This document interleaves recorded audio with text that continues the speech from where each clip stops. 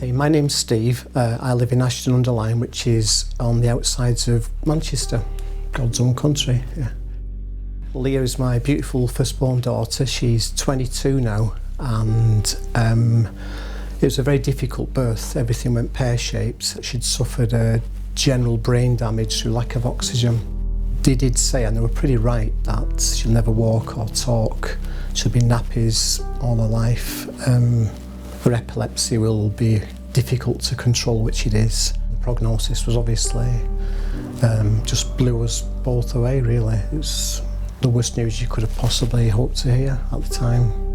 When I came home from the hospital, I was broken, really, and got in and just shouted and bawled at God with sort of council house northern language, working manufactured language, and I really let the Lord have it.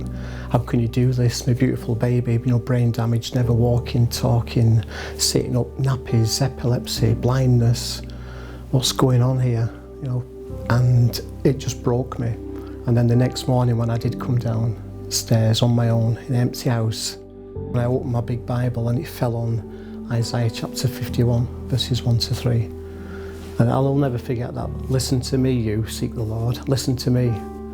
Just as if God was saying, right, have you finished now, have you? Now listen to me now. And that's when he goes on to say that he will look with compassion on all her ruins. Joy and gladness will be found in her. It says thanksgiving and the sound of singing. And that is what Leah's like.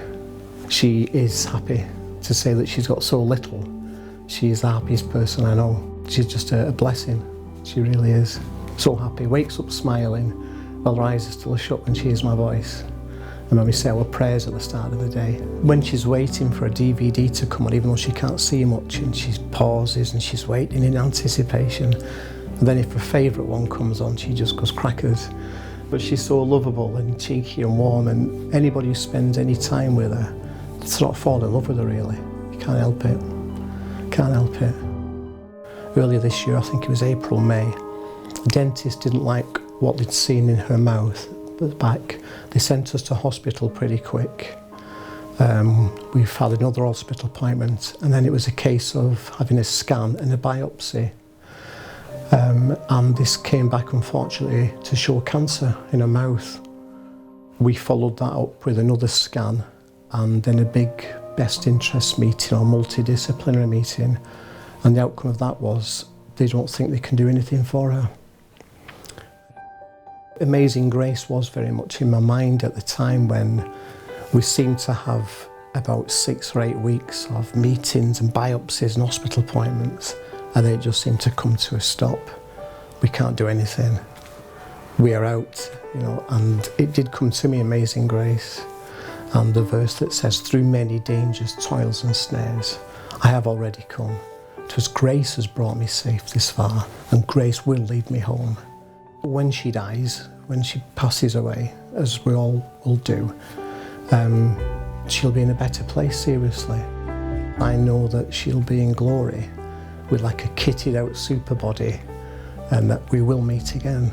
So even though my heart's breaking, and the person who's been closest to me for years, really, who's been there as a constant, could soon be going, then we will meet again.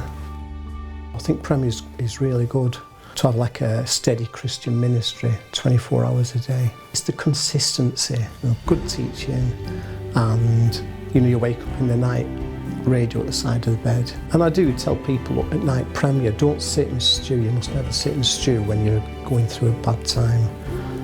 Put the radio on, put it on the telly if you've got it. Soak some good stuff in. Don't feed on the bad, feed on the good. God's good, he's on our side. We've got to remember that. Not forget it and hold on to it, because it's so true.